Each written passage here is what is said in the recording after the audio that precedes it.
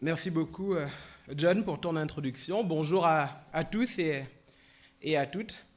Pendant toute la semaine, j'étais angoissé à l'idée de ne pas pouvoir venir à l'église vous dire au revoir à vous, mes frères et sœurs, vous, la famille que le Seigneur m'a donnée. Et quasiment chaque jour, je faisais un test euh, pour voir. Vous savez tous que j'ai été malade. Nous avons tous été malades dans la famille. On a tous eu le Covid. Et pourtant, on est vacciné. Mais ça arrive.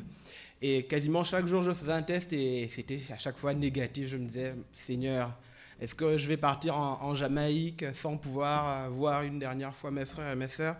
Et hier, vous ne pouvez pas imaginer, non, hier, oui, c'était hier, voilà. Vous ne pouvez pas imaginer la joie que j'ai eue en regardant le test qui était enfin négatif. Et là, je me suis dit, ouf, je suis tellement heureux de pouvoir être là ce matin, tellement content d'être avec vous ce matin.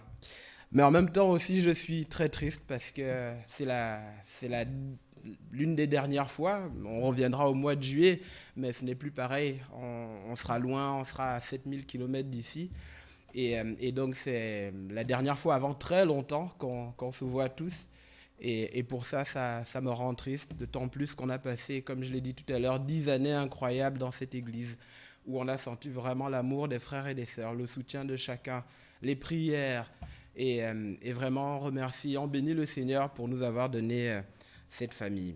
Et ce Noël va être particulier pour moi, pour ma famille, parce que nous allons le célébrer, comme je l'ai dit, à 7 000 km d'ici, en Jamaïque, une petite île des Caraïbes, connue pour Usain Bolt, ou encore pour le reggae, ou encore pour une herbe dont je ne mentionnerai pas le nom. Nous allons être loin de cette église de Boulogne-Billancourt qui nous a vu grandir. J'espère que le temps que nous avons passé avec vous a été autant une bénédiction pour vous qu'elle l'a été pour nous, qu'elle l'a été pour Isabelle, Solena, Sarah et moi-même. Je me rappelle les moments difficiles, les moments traversés avec Isa, ici même dans cette église, alors que nous croyions attendre un enfant. Ces moments où vous avez été présents par vos prières et votre soutien sans faille. Je me souviens des versets quotidiens, envoyés, échangés, discutés par les frères et les sœurs. Je me souviens du groupe des jeunes, je me souviens de la louange et Gilda et sa voix qui porte très fort.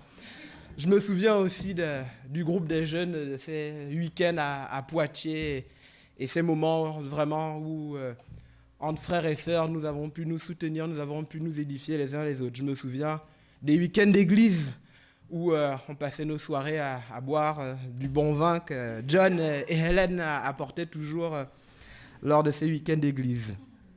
Je me souviens des bons moments, des moments de joie, de fou rire, des déjeuners à 15 à table là-haut chez Ève et Pablo. Je me souviens aussi des nombreuses fêtes de Noël, ici même à la maison de l'Évangile. Nous laissons derrière nous une famille, la famille que Dieu nous a donnée, la famille de chrétiens, ici à Boulogne-Billancourt. Mais nous savons, et je remercie Pablo pour sa prière, nous savons qu'en Jamaïque, nous allons retrouver une autre famille, une autre église, où nous pourrons continuer à servir notre Seigneur Jésus du mieux que nous le pouvons.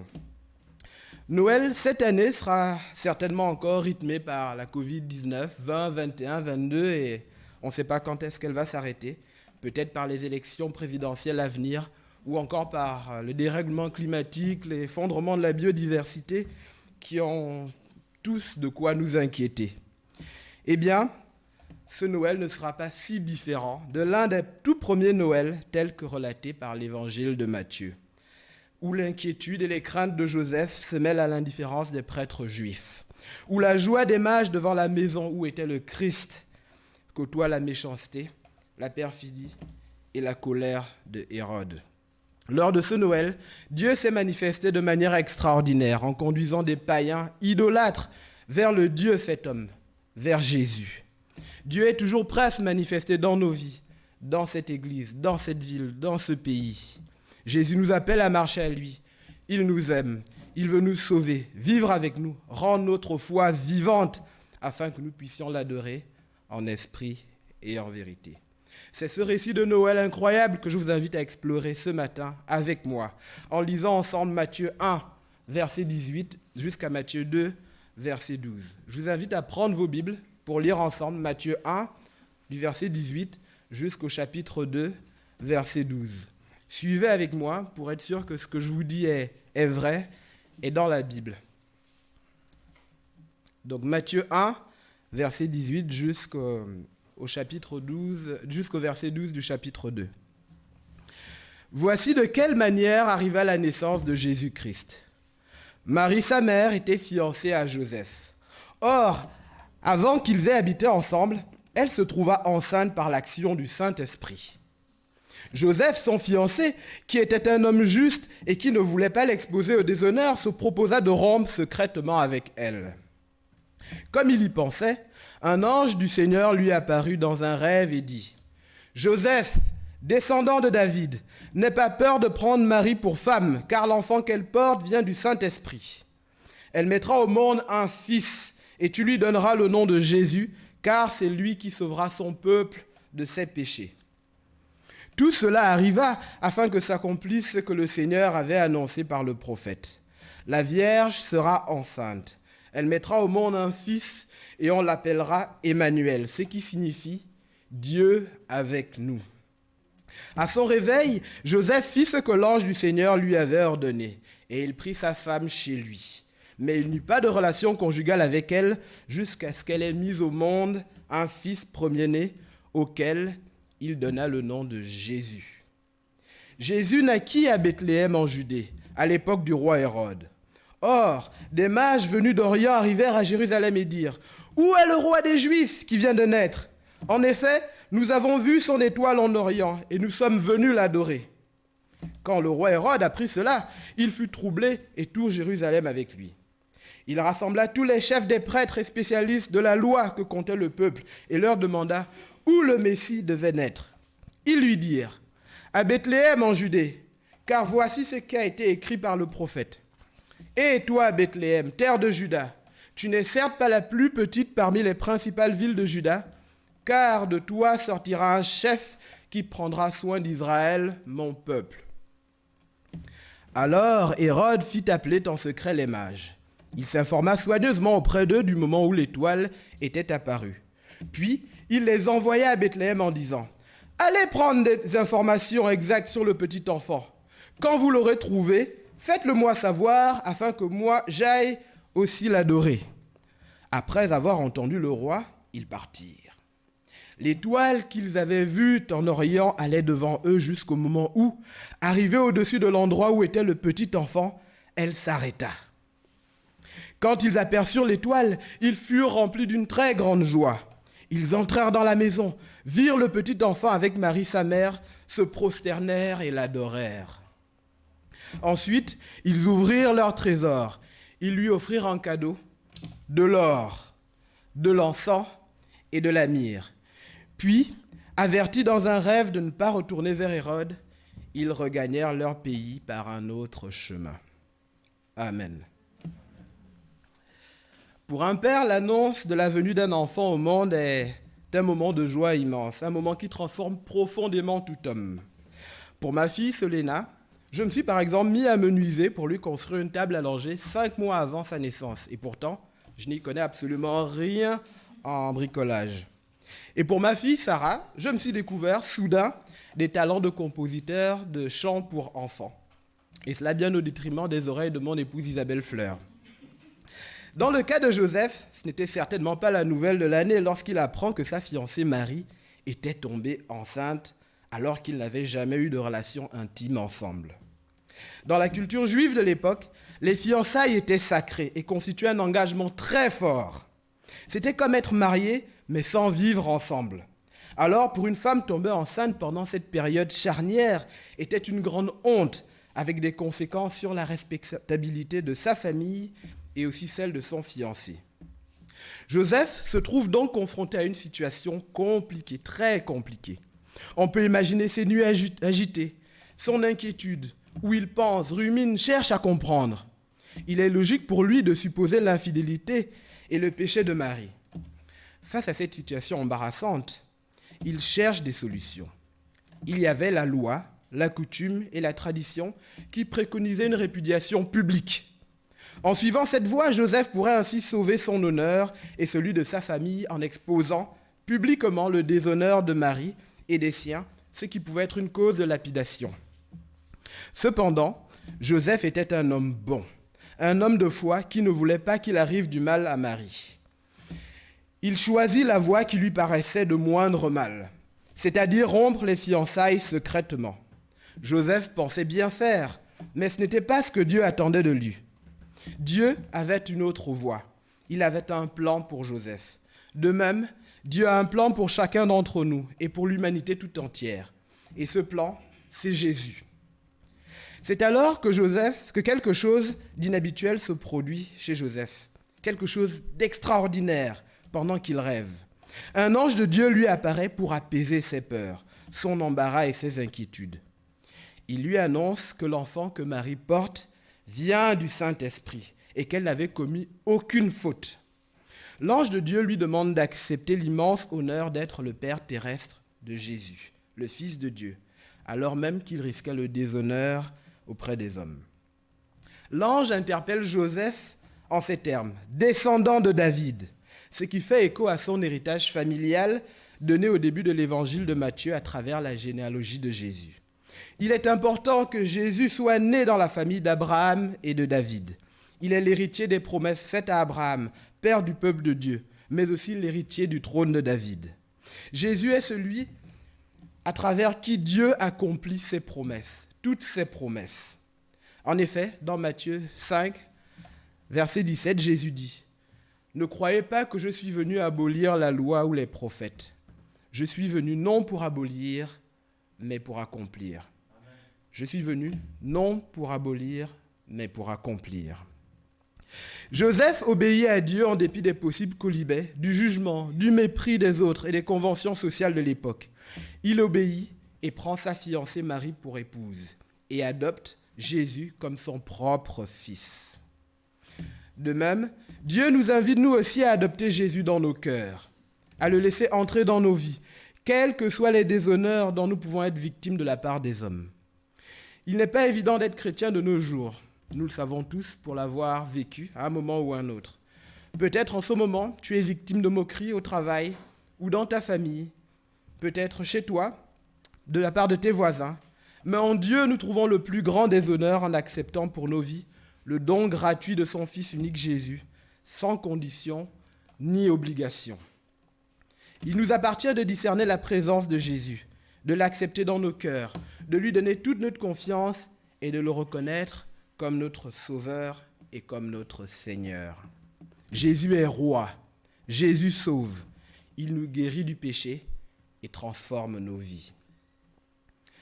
L'ange de Dieu commande à Joseph d'appeler l'enfant qui naîtra Jésus, car c'est lui qui sauvera son peuple de ses péchés. C'est marqué au verset 21. Ce nom résume tout le projet d'amour que Dieu a pour le monde et pour chacun d'entre nous et en ce matin. Dieu annonce la naissance d'un fils qui a été conçu par l'action du Saint-Esprit. Un fils à la fois pleinement homme, mais aussi pleinement Dieu. Ce fils est appelé du nom de Jésus, ce qui signifie Dieu sauve. Dieu nous fait le don inestimable du salut en Jésus-Christ pour peu que nous croyions en lui, pour peu que nous lui donnions nos vies. Il veut nous sauver, il veut te sauver, pour peu que tu crois en lui. La Bible nous dit aussi, à travers la prophétie d'Ésaïe reprise au verset 23, que Jésus sera appelé du nom d'Emmanuel, ce qui signifie Dieu avec nous. Dieu avec nous. En effet, Jésus est l'incarnation de Dieu qui se rend réellement présent dans notre vie, qui est vraiment avec nous. Dieu veut vivre avec nous afin de changer nos cœurs. Il veut vivre avec nous afin que nous soyons ses enfants. Cela pas de manière théorique, mais de manière pratique, au quotidien, dans la vie de tous les jours. Il est prêt à être là, à être vivant dans ta vie, pour peu que tu lui fasses confiance. Comme un père, il veut soigner nos cœurs. Il veut nous consoler lorsque nous sommes dans le chagrin. Il veut nous fortifier lorsque nous doutons. Il veut nous protéger lorsque l'ennemi gronde. Mais il veut aussi partager nos moments de joie, nos moments de bonheur. Jésus est vraiment l'Emmanuel. Il est Dieu qui nous sauve et qui est avec nous toujours. Le Dieu infini et illimité a accepté les limites de la condition humaine afin de vivre avec nous, nous guérir du péché et de la mort par son sacrifice sur la croix. Si tu crois, Jésus veut vivre avec toi. Il veut t'accompagner à chaque instant afin que tu puisses prendre exemple sur lui. quelles que soient les circonstances, quelles que soient les situations que tu traverses. Et si tu ne crois pas encore, Jésus est venu pour te sauver. Alors, vas-tu continuer à fuir au lieu d'accepter et recevoir son salut et sa présence dans ta vie? Il n'y a pas de péché trop honteux pour Jésus. Il n'y a aucun déshonneur que Jésus ne puisse laver. Il n'y a aucune chaîne que Jésus ne puisse briser. La bonne nouvelle qui nous est annoncée dans ce récit de la naissance de Jésus est disponible pour tous, aujourd'hui et maintenant. À travers la naissance de Jésus que nous célébrons à Noël, Dieu nous montre son projet d'amour pour l'homme, comme indiqué dans Jean 3, verset 16. Car Dieu a tant aimé le monde qu'il a donné son Fils unique, afin que quiconque croit en lui ne périsse point, mais ait la vie éternelle. En effet, par son Fils qui est Jésus, Dieu nous sauve. Et par son Fils qui est Emmanuel, Dieu est avec nous tous les jours de nos vies. Ce Dieu qui sauve et qui est avec nous est né dans une étable à Bethléem, comme l'avait prophétisé Michée, dans Michée 5, verset 1. Pour les Juifs, il ne pouvait s'agir que d'un chef politique et militaire qui libérait le peuple de l'oppression romaine. Mais la naissance du Christ est d'une toute autre nature, à tel point que peu en comprirent le sens profond. La suite du passage nous présente justement un groupe de personnes étranges, venues de loin, qui disent avoir vu un signe de la naissance d'un grand roi et dont les vies seront changées à jamais. Ce sont les mages. Le dictionnaire définit les mages comme des personnes qui sont versées dans les sciences occultes, des magiciens, avec des connaissances en astrologie et sur la nature. D'ailleurs, le mot mage lui-même vient du grec magos, qui est de la même racine que le mot magie. On peut donc s'imaginer que ces mages, que ces personnes étaient des idolâtres, des païens aux pratiques peu recommandables qui vénéraient la création plutôt que le Créateur. La Bible ne nous dit pas qui ils sont exactement, ni leur nombre ou encore moins leur origine, mais on sait qu'ils ont fait un très long voyage depuis l'Orient. Il est probable qu'ils aient vu l'étoile à la naissance du Christ, mais n'arrivent en Judée que lorsque le Seigneur Jésus a approximativement 2 ans. Avait-il auparavant entendu parler des prophéties liées à la venue du Messie? Si oui, probablement de manière très partielle, puisqu'ils se rendent à Jérusalem, le siège du pouvoir, plutôt qu'à Bethléem, comme l'avait indiqué le prophète Michée. En plein Jérusalem, les mages demandent « Où est le roi des Juifs qui vient de naître ?» En effet, nous avons vu son étoile en Orient et nous sommes venus pour l'adorer. Naïvement, ils pensaient bien faire, mais ne se doutaient pas des conséquences de leur acte.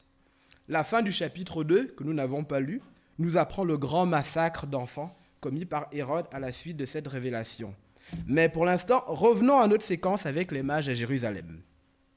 On peut comprendre le grand trouble, les murmures, les questionnements que la présence des mages ait pu créer dans la tranquillité du bon peuple de Jérusalem. Il est vrai qu'à Jérusalem, personne n'est vraiment enthousiasmé par la naissance du roi éternel, mais plutôt s'interrogeait sur ce qui avait autant motivé le déplacement de ces mages, de ces gens importants venus d'aussi loin pour un soi-disant roi. Ils vivent juste à côté et ne se donnent même pas la peine de se déplacer. Ils vivent juste à côté, mais ne se donnent même pas la peine de chercher Jésus, ou encore moins de l'adorer. On comprend davantage l'irritation qu'a pu ressentir Hérode lorsque les déclarations de ces mages lui parviennent. Son pouvoir était-il menacé, lui qui se savait illégitime sur le trône d'Israël, puisqu'il était à la solde des Romains, en plus du fait qu'il venait de l'Idumée et non pas de Judée. Vous vous souvenez que les Iduméens descendent d'Ésaü, qui avait vendu son droit d'aînesse à Jacob. Ils ont été les ennemis constants d'Israël au cours des siècles et ne pouvaient être vus que comme des usurpateurs au trône. Hérode devait cependant en avoir le cœur net, et c'est ce qu'il fait en convoquant les prêtres et les spécialistes de la loi.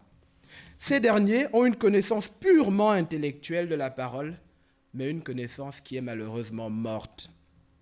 Ils savent, mais ils ne croient pas. L'Esprit de Dieu ne vit pas en eux. Le Sauveur du monde est né à 10 kilomètres de chez eux, mais ils ne s'en préoccupent guère. Ils se contentent de répéter les textes de la loi et la prophétie de la naissance de Jésus à Bethléem sans en saisir la portée pour leur vie, encore moins la portée pour toute l'humanité. Parfois, notre foi peut être comme celle de ces chefs religieux et ces spécialistes. Nous répétons des versets sans que ceux-ci ne transforment nos cœurs et nos vies. Nous venons à l'église sans réellement adorer. Nous mettons toute notre confiance en un frère ou en notre pasteur plutôt qu'en Jésus. L'église devient tout pour nous, alors que c'est Jésus qui doit être tout pour nous. Nous ne prenons plus exemple sur Jésus, nous ne portons plus du fruit. Parfois, notre cœur peut aussi devenir à l'extrême comme celui d'Hérode, c'est-à-dire hypocrite, envieux, trompeur. Hérode agit en secret pour obtenir des mages la date approximative de la naissance de ce roi, potentiellement rival, afin de le tuer. Ainsi, à la haine et à la méchanceté, Hérode ajoute l'hypocrisie en prétendant vouloir aller adorer Jésus, le roi éternel. À la différence de la voie d'Hérode, des prêtres et des spécialistes de la loi, Dieu a une autre voie pour nous. Il attend de nous que nous tournions nos regards, nos cœurs et nos esprits vers lui seul, afin que notre foi demeure vivante. Une foi vivante en Jésus-Christ, l'exemple parfait, qui est notre Sauveur, notre Roi éternel et qui est avec nous tous les jours de nos vies. Tout comme Dieu s'est manifesté auprès des mages qui ont suivi l'étoile jusqu'à Bethléem, Jésus est prêt à se manifester dans nos vies. Jésus nous appelle à lui, frères et sœurs. Jésus nous appelle à lui. Il veut nous sauver. Il veut vivre avec nous, rendre notre foi vivante, afin que nous puissions l'adorer en esprit et en vérité. En effet, après avoir entendu la perfidie du roi Hérode, les mages se dirigèrent vers le sud en direction de Bethléem, guidés toujours par l'étoile. De quelle étoile s'agissait-il ? Nous ne le savons pas. Mais celle-ci était un signe puissant dirigé par Dieu. Parfois, lorsque nous sommes perdus et que nous cherchons notre direction, notre voie, Jésus nous envoie un signe. Pour Isabelle et moi, c'était cette amie étudiante, Cathy, qui nous indiqua un jour l'adresse de l'église AECM de Poitiers, alors que sans qu'elle ne le sache, nous vivions un drame personnel, alors que nous essayions d'avoir un enfant sans succès. Un autre signe puissant de Dieu pour moi était notre frère Nico, qui vit maintenant à Bruxelles, qui lors de nos rencontres casse-croûte m'encourageait à persévérer dans la recherche permanente de la volonté de Dieu. Je pense aussi à Nat, à Cyril, Aimé, John et leurs épouses, qui ont été pour Isabelle et moi de vrais exemples de fidélité à l'image de l'exemple parfait qu'est Jésus-Christ. Mais aussi à Pablo et à Ève, pour leur accueil un certain dimanche 2 octobre 2011 et pour leur service pour l'Église de Jésus-Christ. Et je pense à vous tous, mes frères et sœurs, vous tous qui parfois, sans le savoir, dans l'ombre, vous nous avez guidés et permis de grandir spirituellement ici à Boulogne-Billancourt et être plus près de Jésus. L'étoile que les mages suivent arrête sa course au-dessus de la maison du Roi éternel, de Jésus-Christ, le Sauveur du monde. Sa mission est accomplie, là, à la porte de celui qui est venu pour accomplir la loi et enlever le péché du monde. À la porte de cette maison où se trouvait Jésus, loin des ors des palais, les mages étaient remplis de joie. La parole nous dit qu'ils étaient remplis d'une très grande joie. Ils étaient en joie car leur mission touchait à son but. Mais on peut aussi imaginer qu'à ce moment-là, ils réalisaient pleinement que leur rencontre avec Jésus allait changer leur vie et celle de beaucoup. Ils allaient rencontrer le roi des rois, le sauveur de l'humanité. N'est-il pas là un motif de grande joie ?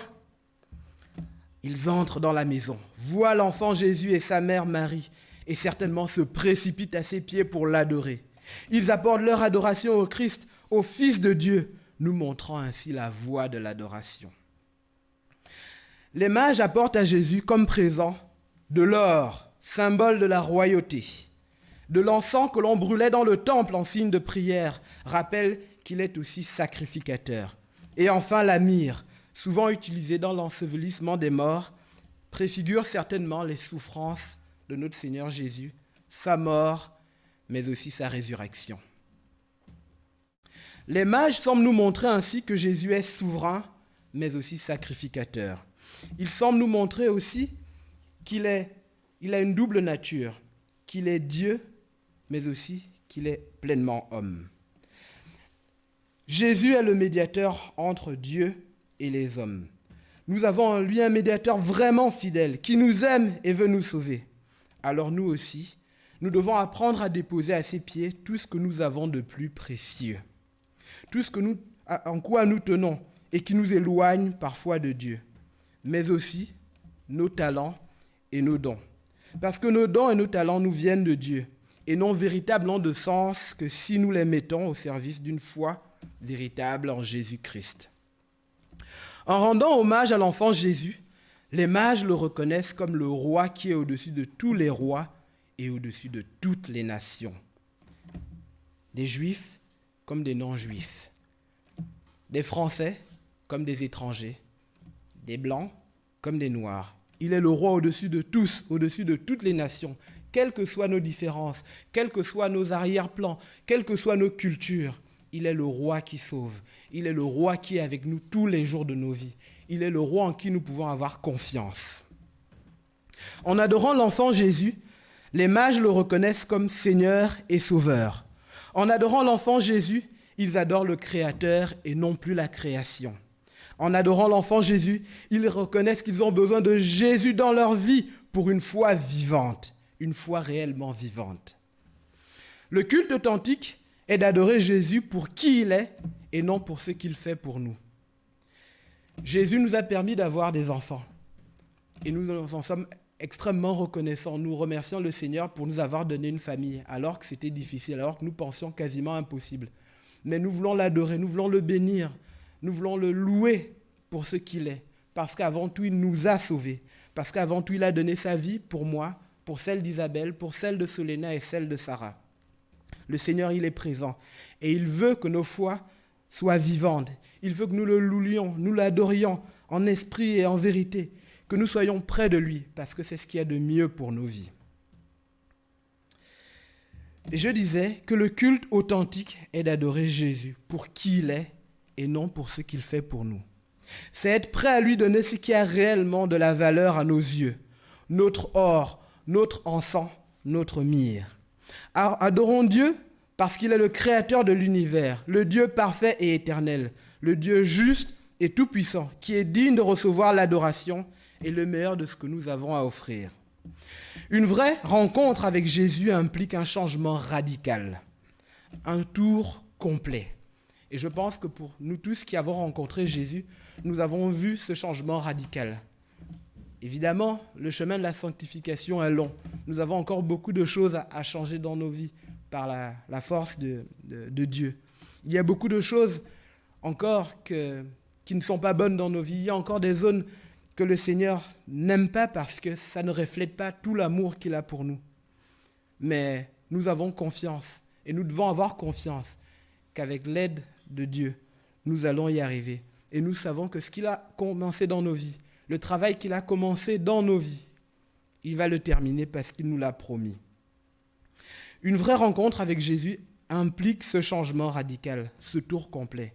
Et c'est certainement ce qui se produit chez les mages, qui ne repartent pas à Jérusalem prévenir Hérode, mais rentrent dans leur pays par un autre chemin, le cœur en joie, certainement converti et prêt à partager la bonne nouvelle de l'évangile de Jésus-Christ.